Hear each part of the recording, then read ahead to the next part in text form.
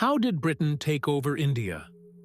Did you know that India was one of the richest countries in the world before the British arrived? But within 2 centuries, it was reduced to poverty under British rule. How did Britain manage to take control of such a vast and powerful land? Let's uncover the story of when, how, and why the British took over India. 1. When did Britain take over India? 1757. The British East India Company won the Battle of Plassey, defeating Nawab Siraj-ud-Dowlah and marking the beginning of British rule in India. 1764. After the Battle of Buxar, the British gained control of Bengal, Bihar, and Odisha. 1857. The Indian Rebellion, First War of Independence, led to the British Crown taking direct control of India. 1876.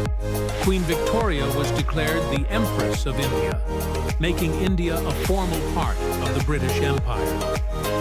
1947. After nearly 200 years of British rule, India finally gained independence through the efforts of leaders like Mahatma Gandhi, Bhagat Singh, and Subhas Chandra Bose. 2. How did Britain take over India? Through trade, the British East India Company came in 1600 for trade, but soon started building forts, collecting taxes, and forming alliances with local rulers. Wars and betrayals. Battle of Plassey, 1757.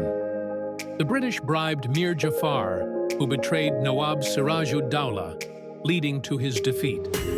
Battle of Buxar, 1764. The British defeated the Mughal emperor and expanded their control. Divide and rule policy. The British used religious and caste divisions to weaken Indian unity. They supported some Indian rulers against others to maintain control. Economic exploitation.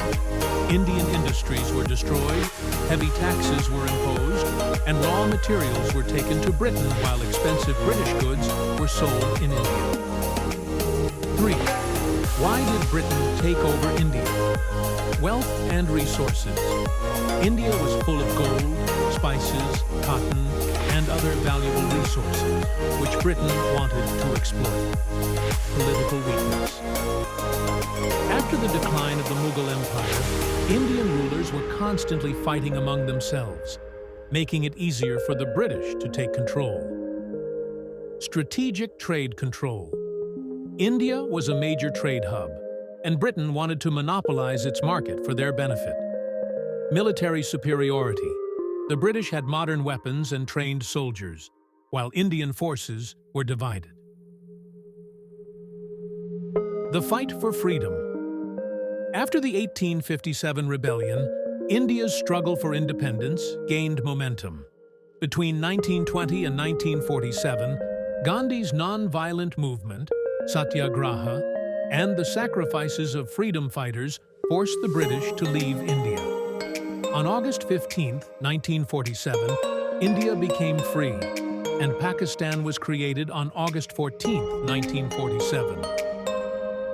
Your opinion. Do you think India could have resisted British rule if its rulers had united? Comment your thoughts below. Subscribe for more historical stories.